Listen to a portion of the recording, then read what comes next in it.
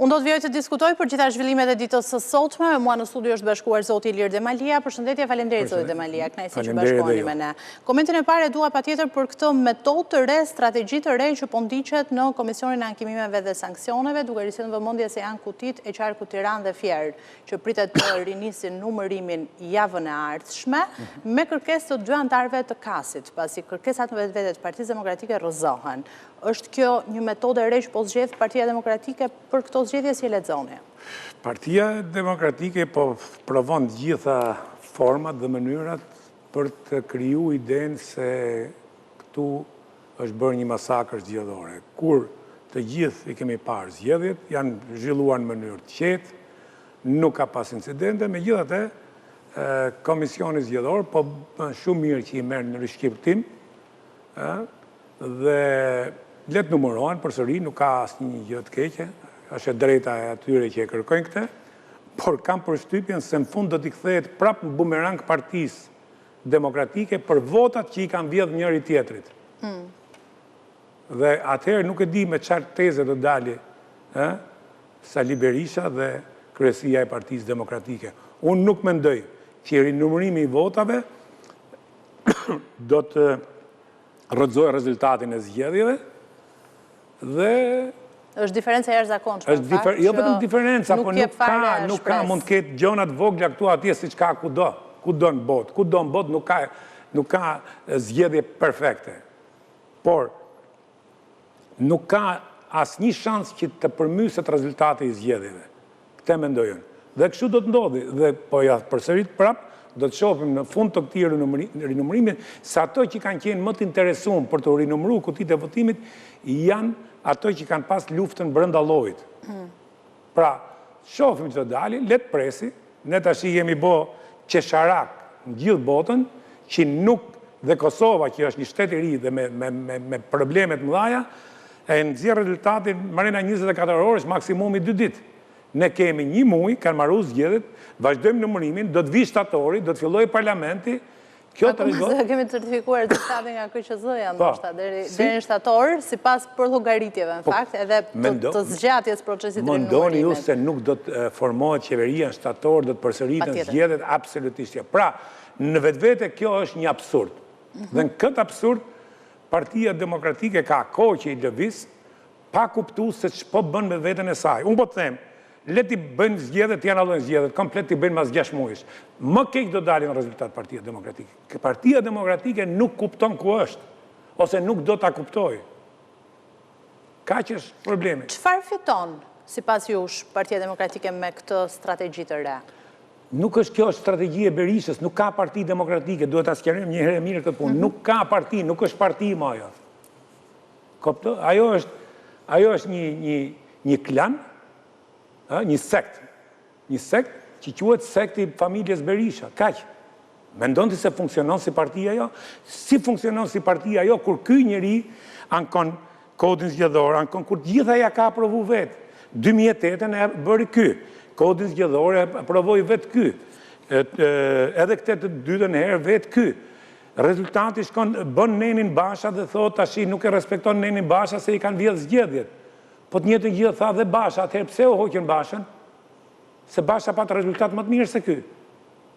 To kanë radhë më shumë vota. Pra, e kuptoj që nuk mund përdorësh arsyetimin me këtë njeri, sepse ky njeri ka marrë përsipër, që të mbrojë veten dhe familjen e vet, për zullumet që ka bë, për ky që flet për korrupsionin, ky ka pas një korrupsion përgjakur gjatë qeverisjes së tij. Ka pas korrupsion përgjakur me 97-ën, ka pas korrupsion se për çfarë u bën 97-a? Për çfarë u bën 97-a? Janë vrarë 3000 vetë zonjë dhe nuk ka marrë njëri përgjegjësi akoma. Kjo parti duket e kanë përsërit dhe po e përsëris prapë në studion tuaj. David Binder ka shkruar shkrim atëherë që kjo parti nuk duhet të ekzistonte më me atë që ndodhi në 97-ën. U kollapsu shteti, ra shteti. Erdhën ndërkombëtarët që të mos hynim një luftë civile vllavrasje. Dhe si mund mendohet që ky njeri mund vi prapë më në pushtet? Dhe këtë ai ka shkruar kur ky erdhi në 2025. Jo më sot që mas 2025-s ky ka Gërdecin, ky ka 4 vrarë në bulevard, domethënë unë nuk kuptoj pse të gjithë ne si shoqëri, si media kemi ra viktime këtij njeriu që ndjekin këtë njeri dhe lere të të mytet në atë qelpsin likun e vetë që i ka kriju vetë, se se ka kriju njeri.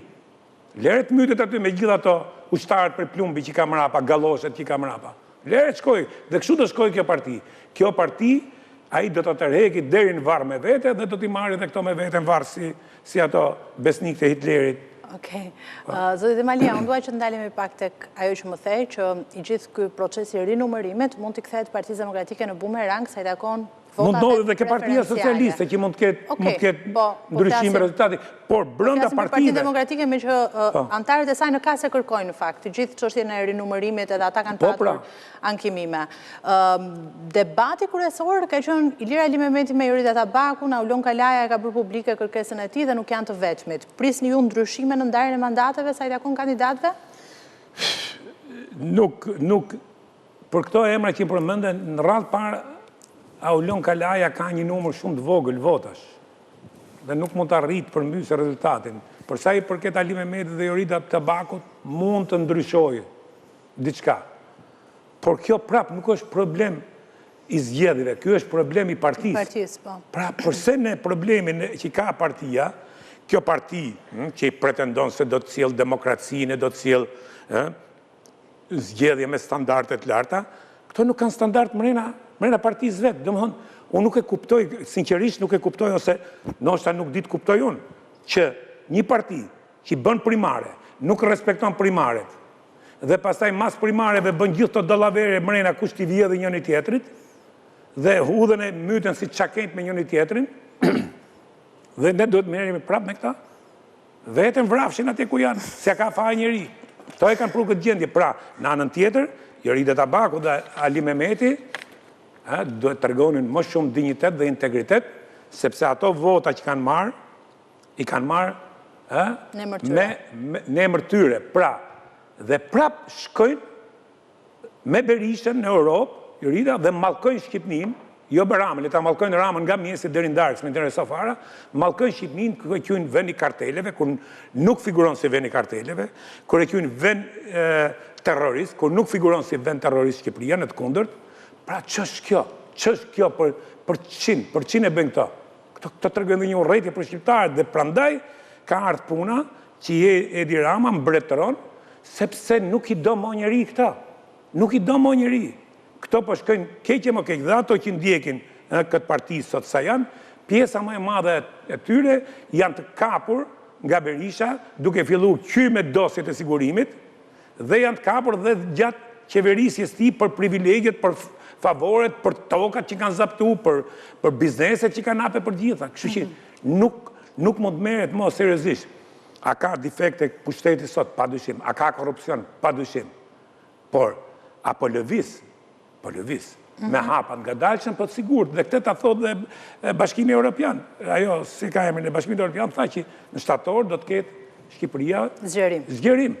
Pra, çfarë do të bëjmë? Ne do të kthehemi mrapa, kthehemi prapë morim arkivolat i bim kryeministrisë, apo të kthehemi të shpërthejmë 97-ën, apo të vrasim prapë njerëz bulevard, apo të shpërthejmë një gërdec tjetër. Çfarë duhet bëjmë? Zoti Demalia, sot Sali Berisha u paraqit në SPAK, ne jemi mësuar që të themi në kuadër të masës sigurisë dhe të urim paraqitje, por është një tjetër çështje. Bëhet fjalë për një padi të një gjyqtare të posaçme, Irena Gjoka. Akuzat e Berishës për Irena Gjokën vijojnë prej vitesh, kanë vijuar edhe ditën e sotme. Megjithatë, dje ka patur një fletëthirrje për ish-kryeministrin, i cili është marrë për 1 orë në pyetje sot. Si e shihni një tjetër çështje të Berishës në SPAK, pavarësisht se nuk ka lidhje të drejtë për drejtë me të, se është e bia, Ergita Maltezi, që e kanë nisur në një lloj mënyre këtë akuzë ndaj gjyqtares Gjoka? Unë se di se njoh fare gjyqtarin Gjoka, e njoh, e kam dëgjuar që dhe kam dëgju akuza monstruoze që nuk e disha a janë apo s'janë të vërteta. Dhe në këtë moment, gjyqtarja Gjoka ka bërë atë që të bëjë çdo qytetar, çdo deputet, se tashmë kjo shpifja për çdo njeri, për t'i bërë gjithë balt, sepse janë balt vetë, do të marri fund njëherë për gjithmonë. Unë e mbaj mend që Maltezi ka thënë që unë kam thënë që ajo ka marrë 500.000 euro rishfet nga një eksponent i Partisë Socialiste, se e kam parë në media. nuk është justifikim kjo. Dhe kjo duhet marrë i fund, jo duke thirrë Sali Berishën, apo Albi Maltezin, apo Edi Ramën, apo cilin do, po duhet marrë i fund duke u ndëshku se vetëm kështu do të pritet kjo punë. Dhe këto akuza nuk janë sot që Berisha ka gjitha të akuzën kurris. Berisha këtë punë ka bojë qytë ditën që ka ardhë si kryetari Partisë Demokratike, pastaj si president, si kryeministër. A i ka shpif për gjithë dynjan, i ka hynë dhomat gjumit gjithë dynjos, i ka hynë familje gjithë dynjos, kur ky vet nuk ka asnjë raport me ndërgjegjen e tij dhe po ja bëj thirrje prap. Sali Berisha, shko ke autoriteti i dosjeve të sigurimit dhe merr certifikatën që nuk ke pas marrëdhënie me sigurimin e shtetit dhe nuk ke qenë i privilegjuar nga sigurimi i shtetit. Të lutem bëje këtë dhe unë do të vit puth komët midis bulevardit. Bëje këtë. Nëse je burr, bëje këtë, se ke shpif për gjithë dynjon, para, mrapa, me fis, me farefis që janë bashkëpunëtorë të sigurimit të shtetit. Pse nuk e bën këtë? Unë nuk e di a je asje, megjithëse e di që nuk je dhe je, por bëje këtë.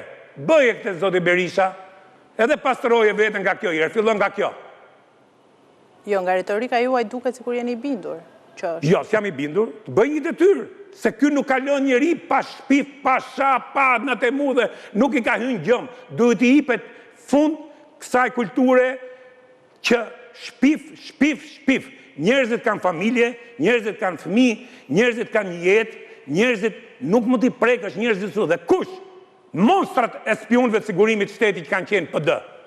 Dhe që i ka shtrëngu kjo gjatë gjithë kohës me shantazhe. E di mirë, prandaj Spaku ka bu një veprim shumë mirë, po ky veprim duhet shkoj deri në fund. Që ti mbyllet goja këtij dhe të gjithëve të thojit këtij dhe ata që janë si ky. Mendoni ju që do të shkoj deri në fund e kuptoj emocionalitetin tuaj? Jo, s'kam emocion fare, po është bëhet tepër kjo punë. Shpif, për gjithë i ka bo kriminel, gjithë i ka bo hajdut, gjithë i ka bo vrasës, gjithë i ka bo, kur vrasët i ka kyt, pak në ato që dim. Ka unë gërdec një gërdec djali këti, me Fatmir Mediun edhe me këte. Dhe ky bon moral, dhe ky shpif për gjithë dynjan. Pa të lutem shumë tash, dhe fajn e ka dhe media, po ju them, fajn e ka dhe media, se ky kur shkon në për studio televizive, ky i rrin ato gazetarë që e majnë vetëm dhe elite gazetarisë, i rrinë sus majmun këti njeriu. Ku e kanë frykën? Ku i kërcënon ky? Ku i shantazhon ky? Ka që isha. Unë ju falenderoj shumë. Falenderit. Që ishit me mua, falenderit se gjithmonë është kënaqësi.